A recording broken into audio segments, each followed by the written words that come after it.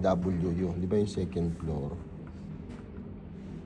No? May second floor, di ba? Kailangan ko lang yung floor framing. Bakit ganyan, no? May W yun na, ha? Okay? Din yung sa rope, yung ganun din, yung may mga shade. Pina-shade ko sa inyo na ano, ganyan. Diba? Meron na kayo nun. Okay naman na kaganon, di ba? Yung pinadesign ko yung ano, yung, yung ganyan, di ba? Both ways, ha? Okay? Naintindihan mo? Ikaw, gusto mo mag-artista? Ha? Gusto mo maging engineer? Makinig ka. Ito yung may W, ha? Ito yung sa taas, no? Sa ano, sa rope, no? Di ba yung ganyan, yung may ganun shading yan? Bago yung may isa lang yung W yun yan, di ba? Tapos yung ginamit natin yung sa wind. Yung sa horizontal invert. Oo, tama? Ha? Ilalagay nyo lang yung isang yun, yan, ha? Maliwanag. Maliwanag ba? Ha? So, halimbawa ito yung A, B, C, D, no? Ito, 1, 2, 3, 4. Okay? Ha? So, ang i-design nyo lang, ha? Pumili lang kayo ng dalawang column na may malaking load. So, ang concept lang yan, tributary area din. Ganun, sa mga, inano ko sa inyo, tributary area. Lagyan natin dimension, alam ba ito, 5 meter. Type 4, no? Okay, kung ano yung siyempre ito, yun din yung i-design mo doon, tama? Ha? Halimbawa, i-design mo ito, yung may malaking load, ito. Concept lang ng tributary area ito. Ito. Okay? So, 1 half above, 1 half below, di ba? So, lalabas ito, kung pare-parehas lang yan, edi 4 meter din yan, no? 4 meter. Tama? Ha? Tama? Ngayon, dalawa lang ha, na may pinakamalaking load. Halimbawa, saan pa rito may interior yan, ano? Pwede kayong kumuha sa exterior. Halimbawa, ito. Ganun din yan, exterior. Okay? So, lalabas ito, 2.5. Ito ay 4 meter. Tama? Ha? Sishade nyo lang ganun, ha? Sishade nyo, ha? Kung ano yung sinid nyo dito, hindi yung column na yun, ang sishade nyo dito. Tama? Ha? Ito sa rope, ha? Rope framing.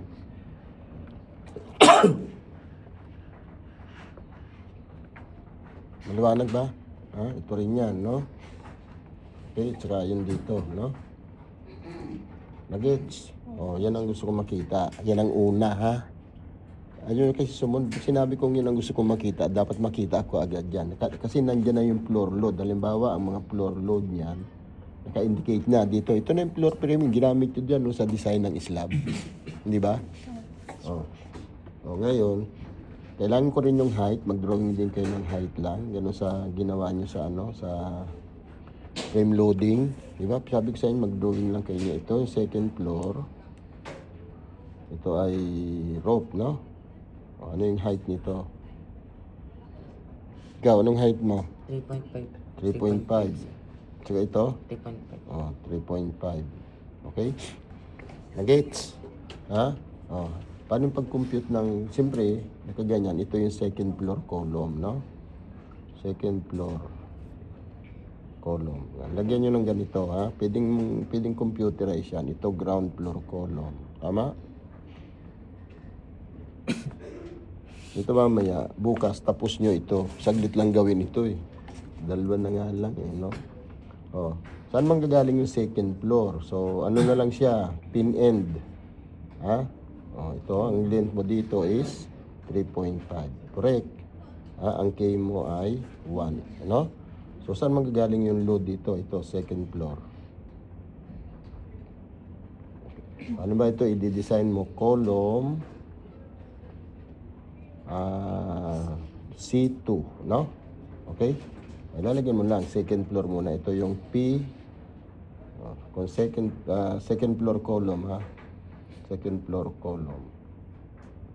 Kukumpitin mo na yung load. P, rope. Saan mong gagaling rope, yung load yan? Doon sa rope. No? Meaning dito ka titingin. So, ano yung PR mo? Weight of column. Weight of column, weight of beam, parehas lang yun. Ano yung pinagamit sa inyo? 0.6? Plus weight of beam. Weight of roof beam na yan, no? Okay, kasi ito yung length ng roof beam mo, ayan. Tama ba? Halimbawa dito, weight of column, 1.2 times 0.6 kilonewton per meter yan, di ba? Di multiply mo ng length ng column para maging kilonewton. Load ang kinukuha natin, no? Times 3.5. Correct. Plus weight of beam, edi 1.2 rin times 0.6 kilonewton per meter, ano? Times ilan ng length? Edi ito yung roof beam ko at saka ito. Tama ba? Edi 4 plus 5. Tama? Ba't hindi umimik? Ano ba ito? Pipi? Ha? Naintindihan mo? Ha? Pagkabatukan mo ako, ha? Ang liit mo pa naman.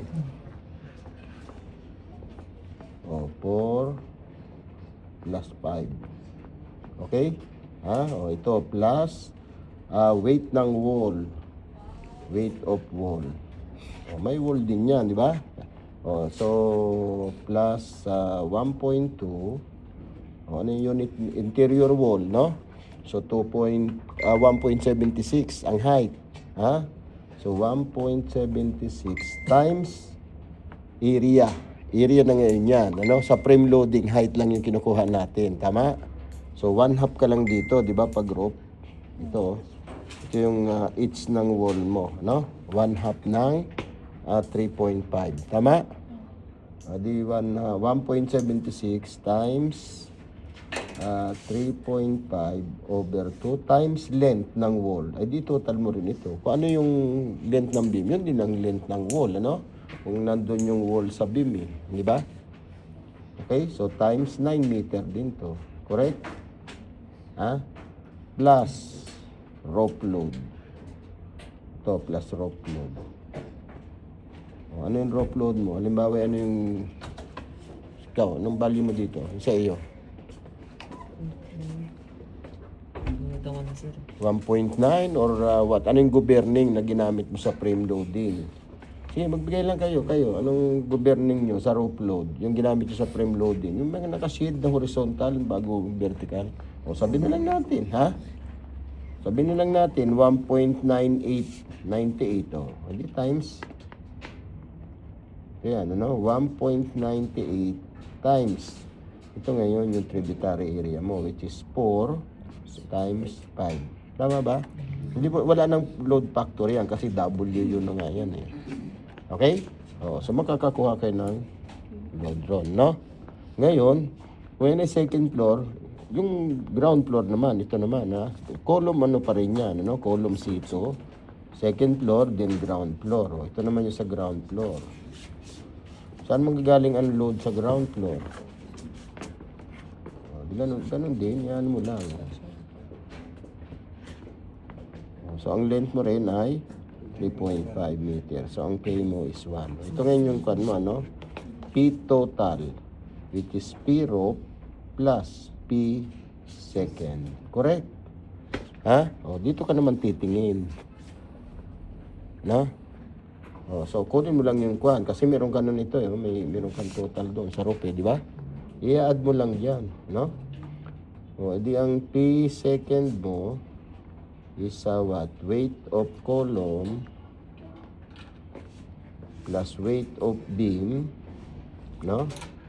Plus weight of wall plus floor load. Tama ba? Area lang yan, ha? Lahat din ng nandito. So, yung wall mo naman dito is kalahati doon. Ito ngayon yung height ng wall mo. Tama? Ha?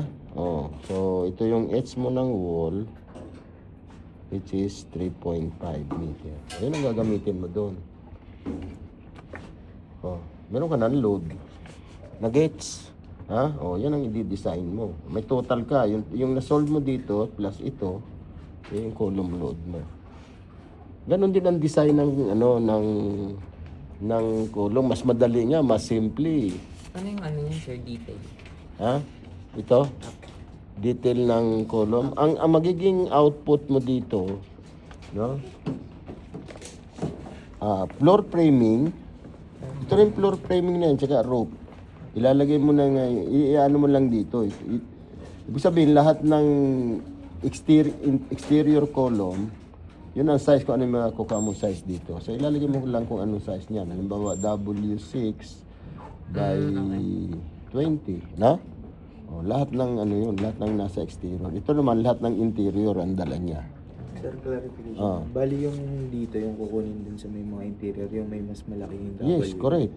Ngayon, kung halimbawa, meron kayong ito, iba-iba yung W, ano? Halimbawa ito, W mo rito, W is 3. Ang W mo dito is 4, no? O, halimbawa ito, itong panel na ito, iba rin ng W. O, sabihin mo is 3.5. Eh di, pag samasamahin mo lang, ito, kaharian ko ito, area nito, times 3. Plus area nito, times 4. Nakuha mo? Tao to, no? Naiintindihan eh. Di ba? Ito kasi hayop. Tapos bali dalawa yung kukunin, yung sa yung kalahati naman dun sa may exterior na sa isa. Oo. Teka, ano yung tanong mo? Di ba kasi sir yung una yun nandun sa may interior yung kukunin na. Oo. Tapos yung pangalawa yung Oh, dun ito, sa may ito na. exterior Oh, na. ano naman yan? Kalma ko, A, B, C, D, E, ano? Column E2. Yan ang titingnan mo yung grade. Yung grade labeling. Ha? Oh, yan lang. Dalawa lang yung design nyo. Bali ito. Ngayon, paano pag-design ng column? Ha? Ganun din. Gross area din ang hinahanap mo, no? Oh, ilarit din naman ang gamit nyo, di ba? Oh, ano ba ang kuan? PU equals P PN. Correct, no? Oh, ano yung P? 0.9. Tama? FCR times the gross. Oh, edi hanapin mo lang yung gross, no? Ang gross mo is PU over 0.9 times FCR. Now, yung value ng FCR, ang maximum value nito is the value of FY. So, pwede kayo mag-assume. Halimbawa, mag-assume kayo ng from 0 to value, maximum value of FY. Halimbawa, ano yung FY nyo? 250 lang, di ba? Lahat kayo, 836 lang eh. Pwede kayo mag-assume ng 125, 100, or 150, no? Basis lang yun. Ha? Pwede gamitin sir yung ginamit na lang din dun sa may trust analysis Na ano? na FCR. Ay, iba yun. Iba yun. Kasi top chord lang yun, mga angle yun. Iba ito eh. Cool. W shape lang to ha. No? Oh, kaya pwede kang... Di ba doon nag-assume din tayo? Yes, pwede. Kasi ito ngayon ang titingnan mo. No? Yan lang ang titingnan mo sa table, yung value niya. So magta-tabulate ka rin. Ganun sa ginawa natin sa compression member. Tatabulate mo rin siya.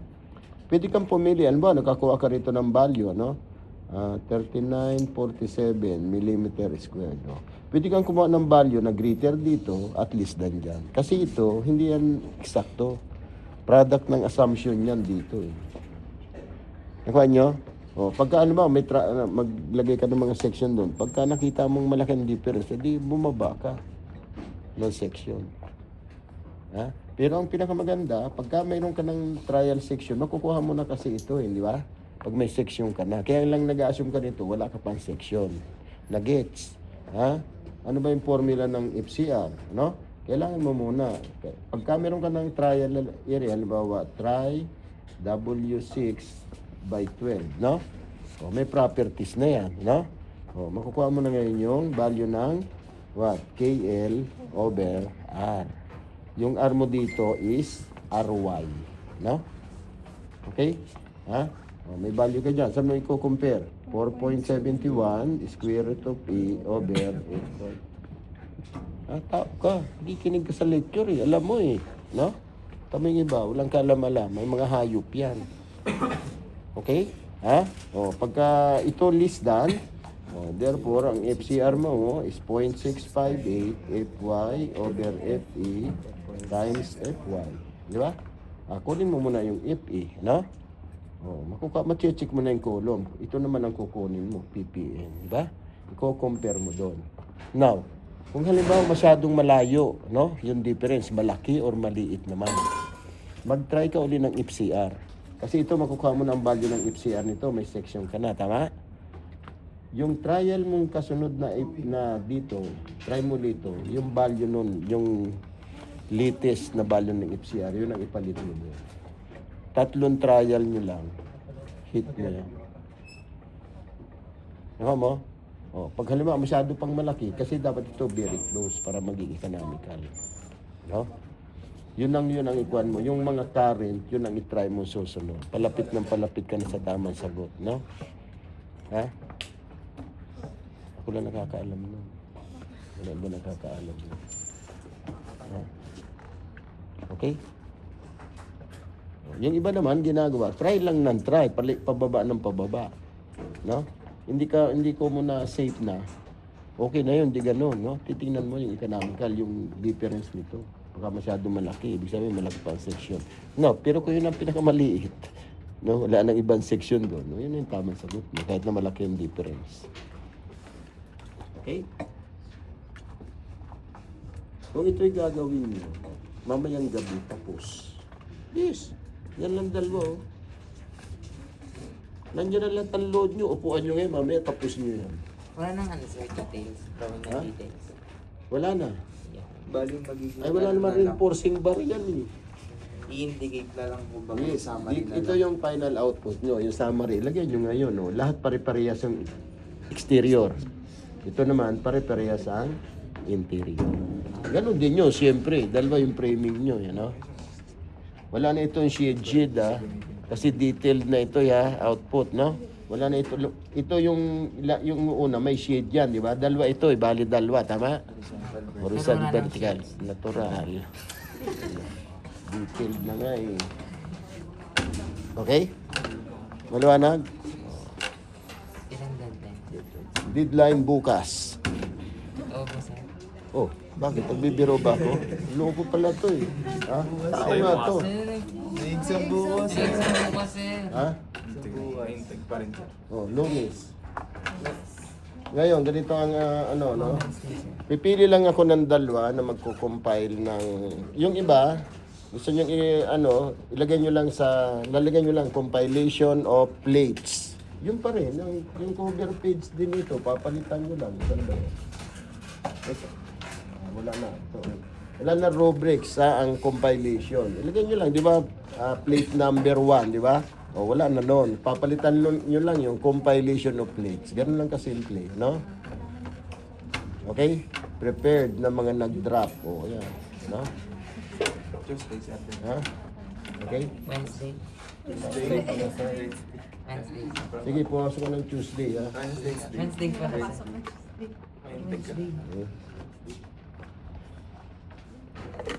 Okay? Wednesday, sir. Ang pogi. Maliwanag. Wala ka ng Wednesday dito. May shooting ako pag Wednesday. Hindi pwedeng Thursday. Magigipit ako sa no?